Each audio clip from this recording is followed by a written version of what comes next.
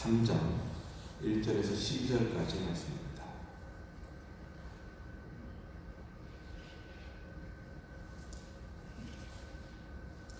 야고보서 3장 1절에서 12절까지 말씀 한 절씩 교독하시겠습니다.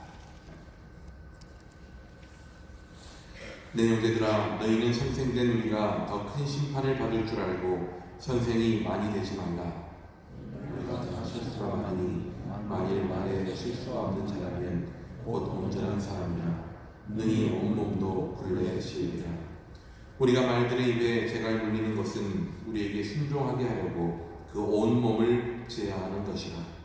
또 배를 보라. 그렇게 크고 광풍에 밀려가는 것들을 지극히 작은 키로서 상공의 뜻대로 운행하나니 이와 같이 혀도 작은 지체로 돼 큰 것을 자랑하도다.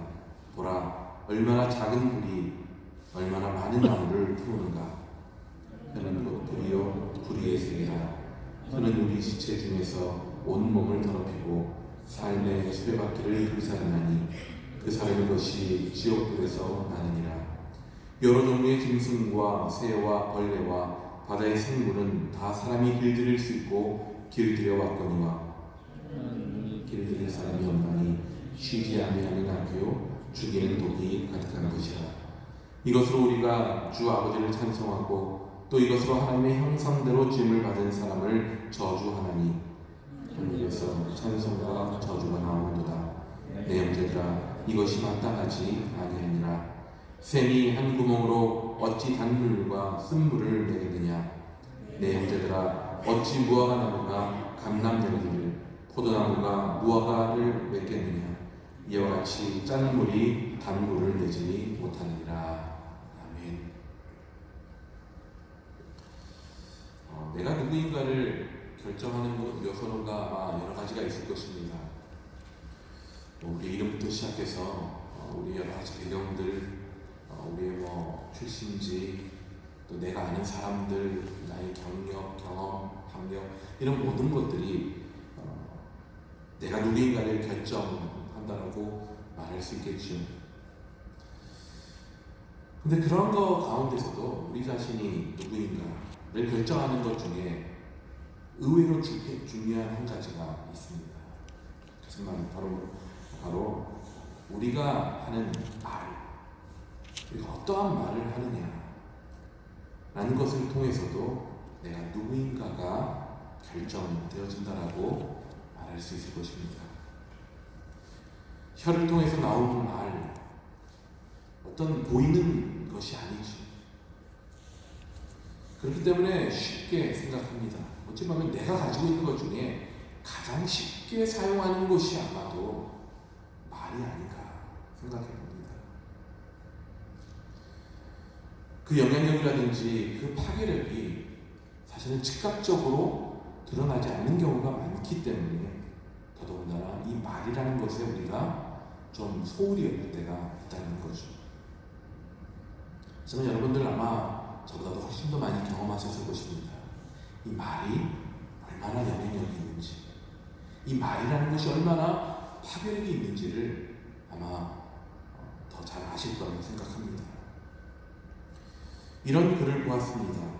입에서 나온 말은 에너지와 같다. 입에서 나온 말은 에너지와 같다.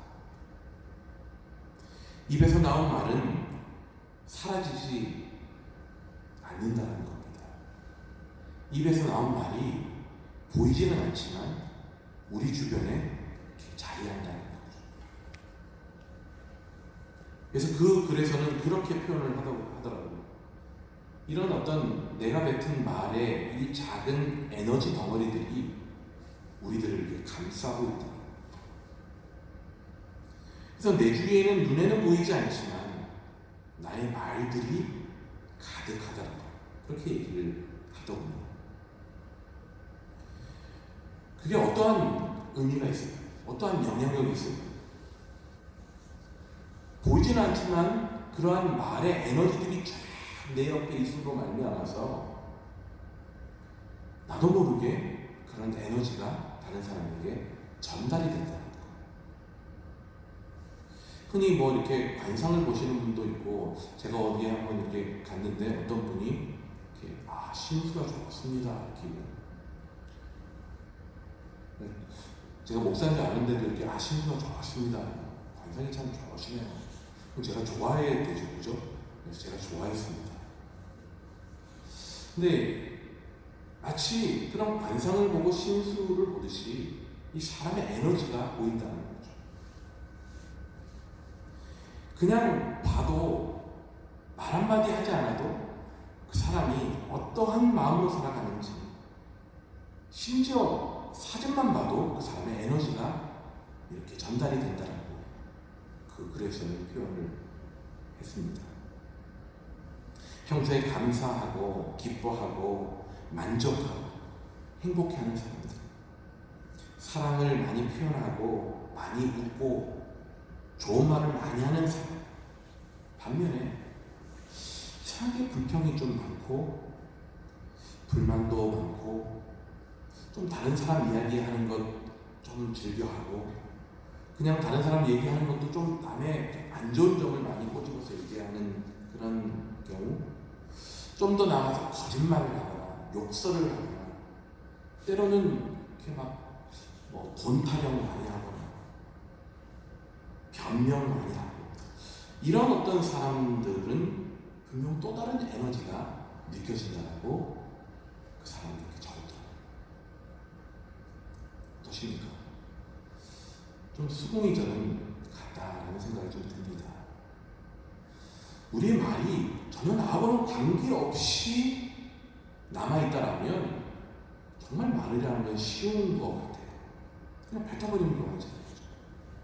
근데 이 말이라는 게 보이지 않지만 우리를 형성하고 나 자신을 형성하고 나의 어떤 에너지를 만든다라는 그런 차원에서 본다면 이 말이라는 것이 매우 중요하구나라는 생각을 지우지 않을 수 있습니다. 좀 비판적으로 보면 무슨 관상쟁이 같은 투의 이야기 같기도 하지만 곰곰이 말이라는 것이 갖는 특징, 힘을 생각해 본다면 그게 공감가는 그런 글이 있습니다. 말은 에너지다. 전달되어진다는 거죠. 운동력이 있다는 것입니다. 힘이 있다는 것이죠.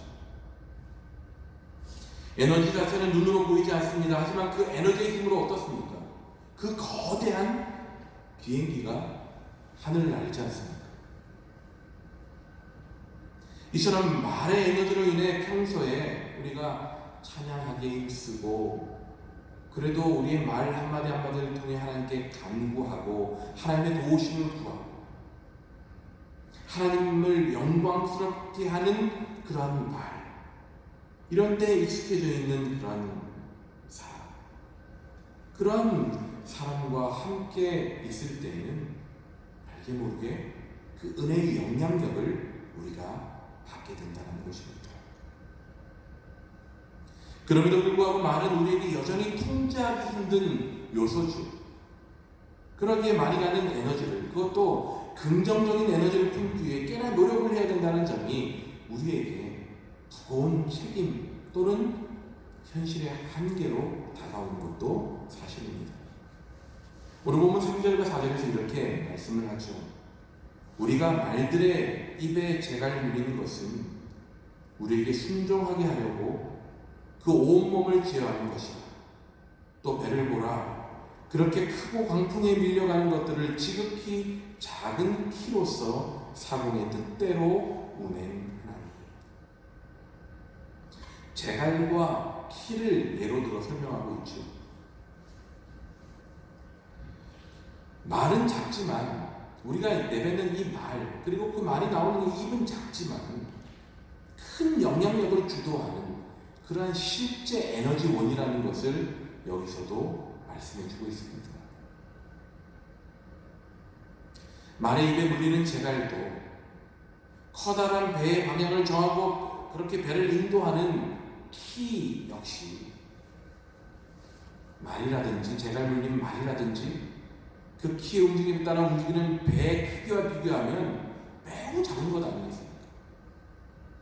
하지만 그 영향력은 과히 크기로 한정할 수 없다는 것이죠.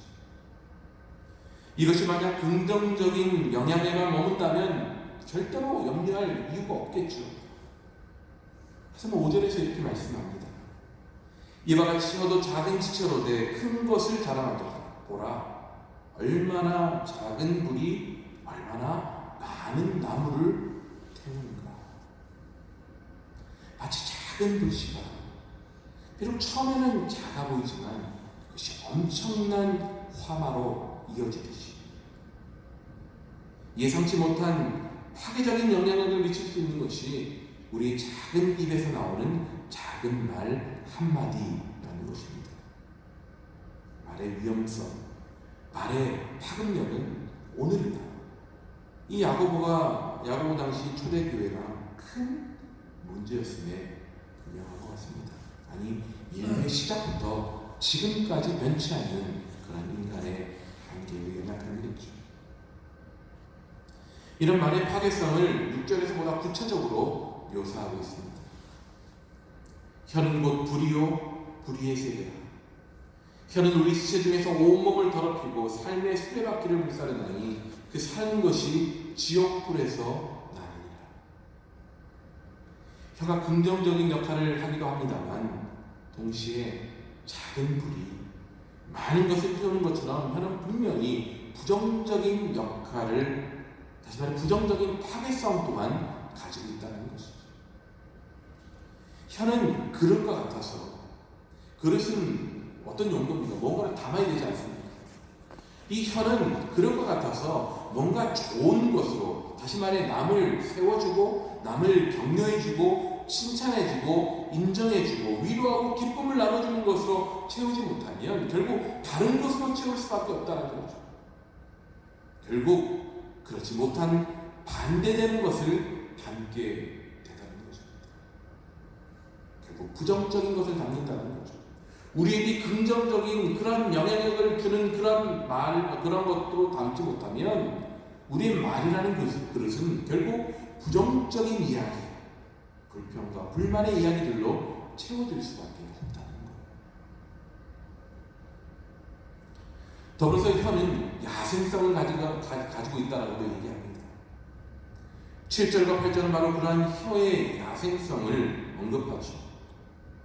여러분, 야생성이 무엇입니까? 어떤 와일드니스를 가지고 있는 것입니다. 이거는 다듬어지지 않는 것입니다. 길들여질 수 없는 어떤 특성인 거죠. 말은 나 자신의 입을 통해 나아가지만 실제로 직접 길들이기가 매우 힘든 것이 바로 말이라는 겁니다. 뿐만 아니라 방심할 수도 없습니다. 한순간 언제 어디로 어떻게 튈지 모르는 것이 바로 우리 입에서 나오는 말이기 때문이죠. 그럴 때가 종종 있지 않습니까? 아차 싶을 때. 저도 이렇게 개인적으로 이렇게 교제하고 이렇게 그렇게 교제하는 그런 만남이 사실은 많지는 않아요. 그래 보이죠? 별로 그럴 기회가 많이 없어요. 사람과 만나서 개인적으로, 사적으로 이렇게 만나는 경우가 많지가 않더라고요. 뭐 다시 말하면 친구가 별로 없는 거죠. 친구가 대부분 다 목사님들이고 이런 분들. 이렇게 만나면 여러 이야기들을 하잖아요. 근데 집에 오면 후회할 때가 있어요. 좀 들을 걸. 왜 말을 이렇게 많이 했지? 그럴 때가 있다. 생각보다 그럴 때가 많아요. 그냥 많이 듣고 그냥 그러고 올 걸. 왜 말을 많이 해서? 그러니까 말 많이 하는 그 속에는 꼭 아차 싶은 순간이 있다는 거죠. 이내 후회해보지만 순식간에 던져진 말은 주워 담을 수 없는 것이 되어버리고 말입니다. 그게 말입니다. 이 본문이 특별히 마음에 와닿았던 것은 오늘 본문 1절과 2절, 특별히 1절에 이런 말씀이 있죠. 내 형제들아, 너희는 선생된 우리가 더 큰 심판을 받을 줄 알고 선생이 많이 되지 말라. 야고보는 자신을 선생으로 그렇게 이야기하고 있습니다. 어찌 보면 바른 이해지요. 복음을 가르치고 함께 그 복음 안에 공동체가 이끌어져 갈 수 있도록 그렇게 돕고 이끌어가는 그런 선생의 역할을 하고 있었습니다. 동시에 그런 선생으로서 말에 대한 더 큰 책임이 있음을 또한 알고 있었습니다. 결국 말로 인해 생긴 실수를 하게 될 기회도 더 많았을 것이고요. 그로 인해서 다른 사람들에게 상처와 아픔을 가져다 줄 그러한 상황이 더 많을 것이라는 것도 분명히 알고 있었던 것 같습니다. 여러분, 말을 많이 하는 사람들 중에 정치인들 많이 얘기했죠. 우리 그리스도인들도 참 말을 많이 합니다. 더불어서 앞에서는 리더들이 참 말을 많이 하게 되죠. 그런 상처를 혹시나 받을 수도 있지 않을까라는 생각에 늘 이 자리에 서면 조심스럽고 더더군다나 이렇게 말할 때에도 더 많이 조심하게 됩니다. 근데 실상 그런 자리에 서는 것, 그런 어떤 말을 많이 하는 자리에 서는 것이 중요한 것이 아니라 그 자리에서 실제로 어떠한 영향력을 전해야 되는가, 이것을 우리가 주의 깊게 생각하는 것이 중요하다는 것이죠. 그 영향력은 다름 아닌 우리의 혀를 통해, 우리의 말을 통해 많은 부분 전해지게 될 것입니다. 그러게 점점 더 우리의 말, 혀의 중요성이 더해져가게 되는 것이죠. 그렇다고 소위 어떤 지도자나 목회자나 이러한 사람들에게만 해당되는 말은 아닐 것입니다. 이전 말씀처럼 우리가 다 실수가 많으니 라고 얘기하고 있죠. 우리 모두가 실수가 많은 사람들입니다. 우리 모두가 이 말에 실수가 많은 사람일 수밖에 없다는 것이죠. 우리가 흔히 가까이 대하는 사람들에게 흔히 말로 상처를 주는 경우가 많이 있습니다. 특히 가족들에게 그런 경우가 적지 않죠. 자녀들에게, 자녀는 부모님들께 의도하지 않게 그렇게 말로 잘못하는 경우가, 실수하는 경우가 종종 있습니다. 가족이라는 이유로, 가깝다라는 이유로, 함께 산다는 이유로 어찌 보면 함부로 말할 수 있는 어떠한 정당성도 없음에도 불구하고 내 자식에게, 나의 부모님께 마음이 아프게 되는 그런 말을 우리가 하게 되더라는 겁니다. 혀를 삼게 되는 실수와 더불어 반복되어 내 삶에 고착화된 입술의 범죄함, 그것이 우리 스스로 통제하기 힘든 부분인 만큼 점점 또 타인과 공동체는 물론이고 결국엔 나 자신을 건강한 내면 유지해 나갈 때 장애를 일으키게 만들어 가더라는 것입니다. 앞에서도 이야기한 것처럼 말이라는 것은 보이지 않는 것이어서 보이는 어떤 행함처럼 여겨지지 않는다는 것에 있어서 어려움이 있습니다. 뭔가 이렇게 눈에 보이는 것이면 금방 수정할 수도 있고 한데 보이지 않는 것이기 때문에 아차 싶어도 잘 고치지 않고 말을 잘못하고도 실수하고도 잘 내가 느끼지 못할 때가 있다는 겁니다. 하지만 야고보는 행함으로 믿음이 그 원래의 모습을 갖추어 간다는 것을 강조합니다. 믿음과 행함이 따로 있다는 것이 아니라는 것이죠. 믿음은 결국 행함을 통해 나올 수밖에 없고 이 행함의 대표적인 것이 야고보는 바로 다름 아닌 우리의 말이라고 얘기하는 것입니다. 우리가 행함으로는 가장 생각하지 않을 수 있는, 눈에 보이지 않는 우리의 말을 행함이라는 것을 통해 얘기하고 있다는 것이죠. 여러분, 믿음이 무엇입니까? 믿음은 하나님과 나와의 관계를 말하는 것 아닙니까?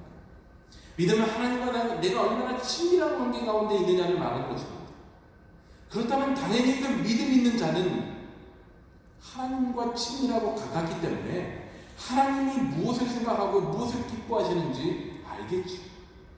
그리고 알면 행할 수밖에 없겠죠. 그런데 여기서 말하고 있는 더 집중적으로 초점을 맞추고 있는 것은 그 행함의 가장 기초요, 가장 중요한 것이 우리의 말 가운데 있다는 것을 얘기하고 있는 것입니다. 결국 우리의 말은 우리의 믿음과 연결이 있다는 것. 우리의 말과 믿음이 전혀 관계없는 것이 아니고 진정 믿음으로 살아가기를 애쓰는 사람이라면 마땅히 이 말에도 조심하고 말에도 주의를 기울일 수밖에 없다는 것입니다. 왜냐? 이 말이 살리기도 하고 말이 죽이기도 한다는 것을 알기 때문입니다. 유대인들의 제일의 가르침이라고 하는 이 토라 교육 중에 특별히 유치원에서 가장 먼저 가르치는 것이 이 7가지가 있다고 얘기해요. 제목은 말 잘하는 법입니다. 그 내용을 보면 먼저 항상 연장자에게 먼저 이야기하도록 하라는 것이 첫 번째입니다. 두 번째는 다른 사람의 이야기 도중에 끼어들지 말라라고 가르칩니다. 세 번째는 말하기 전에 먼저 생각하라고 가르치고, 네 번째는 당황하면서 서둘러서 대답하지 말라라고 가르칩니다. 다섯 번째는 질문과 대답을 간결하게 하라고 얘기하고, 여섯 번째는 처음 할 이야기와 나중에 할 이야기를 잘 구별해서 하라고 얘기합니다. 마지막, 잘 알지 못하고 말했거나 잘못 말한 것이 있다면 솔직하게 인정하라 라고 그렇게 가르친다고 합니다. 지혜로운 가르침 아닙니까? 사실 저도 이거 하나하나 읽으면서 다 제가 실수하는 것들만 얘기합니다. 그 중에서 잘 알지 못하고 말했거나 잘못 말한 것을 솔직하게 인정하는 것에는 참 인색한 스스로의 모습임을 보게 됩니다. 그러니까 곰곰이 생각해봤어요. 오늘 이미 내 입에서 떠난 말인데 어떻게 하겠어? 그것도 다시 한번 얘기하고 그걸 또 변명하고 하려면 복잡하지. 그리고 타이밍을 놓칠 때가 많이 있다는 거죠. 그만큼 쉽게 말하는 것에 익숙해져 버린 저 자신을 보게 됩니다. 이런 말에 대해서는 예수님도 분명한 입장을 취하십니다. 잠언의 말씀이나 오늘 본문 야고보서와 같이 말이라는 것 그 자체에 대해 직접적으로 언급하시지는 않았지만 예수님께서 주신 가르침 속에 말과 관련된 것들이 상당히 많이 있습니다. 예수님께서 주신 산상수훈에도 말과 관련된 가르침이 있습니다. 마태복음 5장에서는 이렇게 말씀하죠. 노하지 말라라고 말씀하십니다. 5장 22절, 마태복음 5장 22절에 나는 너에게 이르노니 형제에게 노하는 자마다 심판을 받게 되고 형제를 대하여 나가라 하는 자는 공회에 잡혀가게 되고 미련한 놈이라 하는 자는 지옥불에 들어가게 되리라 라고 이렇게 말씀합니다. 또 예수님이 뭐라고 얘기하십니까? 맹세하지 말라라고도 얘기하시죠. 거짓 맹세를 하지 말아야 하고 맹세한 것은 반드시 철저히 지켜야 된다고 하십니다. 더 나아가서 아예 맹세하지 말라라고 그렇게 가르치시죠. 왜냐하면 이 맹세를 통해 하나님보다 우리가 앞서고 하나님의 영역마저 넘보게 되는 경우가 있기 때문이라는 겁니다. 또 예수님은 마태복음 7장에서 비판하지 말라라고 얘기하죠. 이 모든 것들이 말과 관련된 것이지 않습니까? 7장 1절에서 이렇게 말씀합니다. 비판을 받지 아니하려거든 비판하지 말라. 결국 우리는 다른 누군가를 비판할 입장에 있는 자들이 아님이라는 것을 설명하시는 거죠.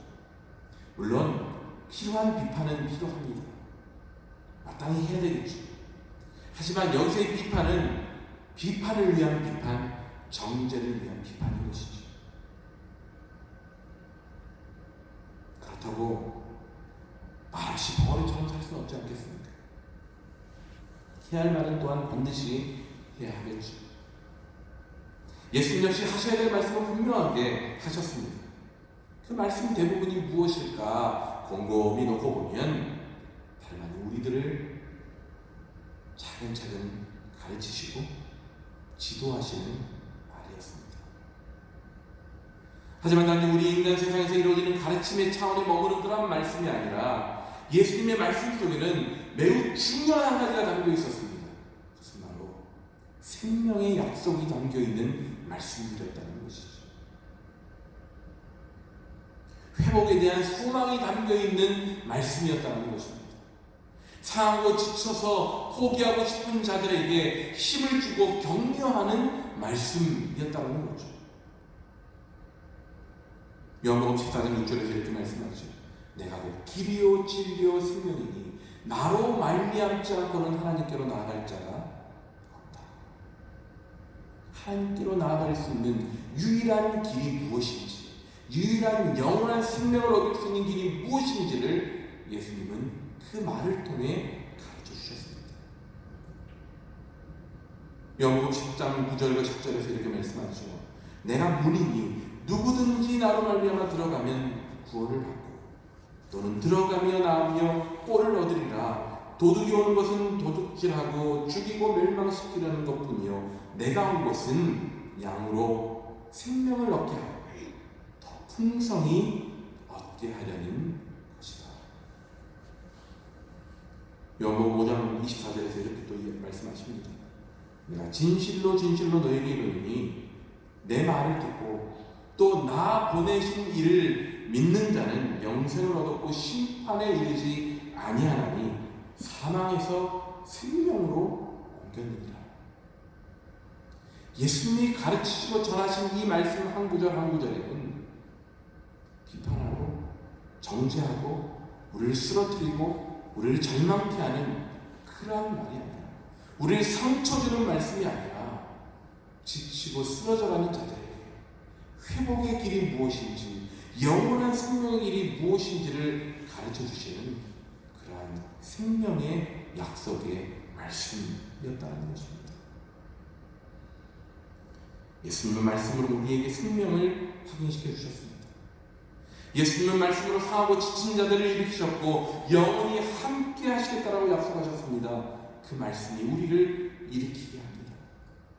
그 말씀은 도무지 찾을 수 없는 인생의 의미가 무엇인지를 분명하게 찾을 수 있도록 도와주는 그러한 능력의 말씀입니다.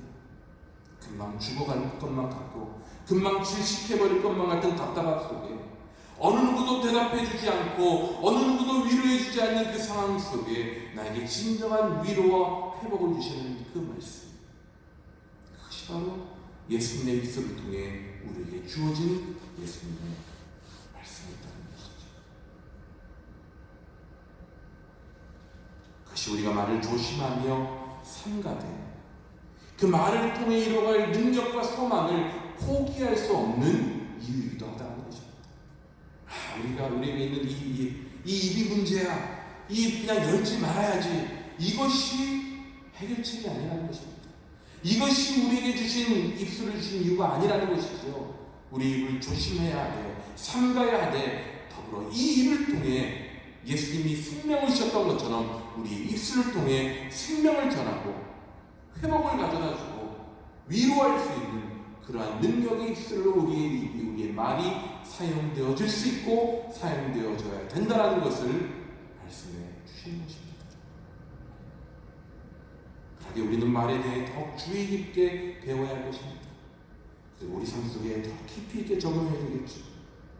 예수님의 생명의 말씀이 우리 마음 속에서 담겨지고 전해질 수 있기 때문에 이 말하는 것, 어떻게 이 말을 사용할 것인가 우리가 잘 훈련받아야 된다는 것입니다.